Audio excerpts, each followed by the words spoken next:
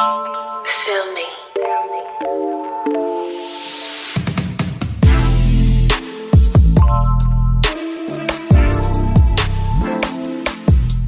Hi guys! Welcome back to my channel. So ayan guys, walang pasok. Lakwatsa ulit. Actually, mag-grocery lang kami. Bibili ng mga supplies. Pagkain, personal ek-ek. At ayan nga guys, habang tayo nasa biyahe, tayo yung napapatulog-tulog kasi wala na ibang makikita sa labas kundi mga puno-puno, sasakyan. Tapos malamig ang loob ng sasakyan, naka-aircon. Kaya ayan, tingnan nyo naman. Napapatumba-tumba, mapalaglag-laglag ang ating ulo dyan. So ayan ang ating pagbibideo. Ewan ko ba ano naganap, na slow mo pa. Kaya ayan, habang sarap ng tulog natin, ayan. Ayan na guys, ang palatandaan na malapit na yung tower na yan.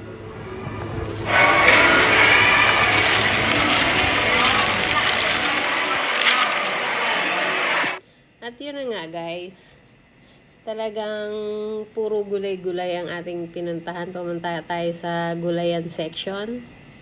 Ayan, namimili tayo ng pipino. Gawa nga ng uuwi tayo ng Pilipinas, mga 1 week lang. Attend lang tayo guys ng graduation ng aking anak. So abangan nyo yung aking mga vlog dyan. At dun ko nasasabihin sa inyo ang aking mga hinaing. Hinaing daw. Alam mo, ang hirap maging OFW tapos ang mga anak mo nasa probinsya, nasa malayo, nasa Pilipinas. Pero malaking pasasalamat natin at kung kahit ganun pa man ay nakatapos sila ng pag-aaral. High school pa lang guys, senior high school. O ayan na guys, ang ating mga pinamili, puro gulay-gulay talaga. Senior high school pa lang ang aking gagraduate at meron pa tayong bubunuing college.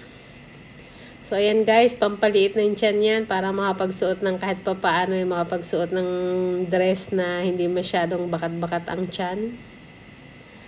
Ayan, puro gulay. Kita nyo naman, may broccoli pa. At yan guys, meron tayong chicken breast, tsaka salmon. And yun lang. Ayan na yung ating sundo guys. Provided yan ng company pag lalabas kami.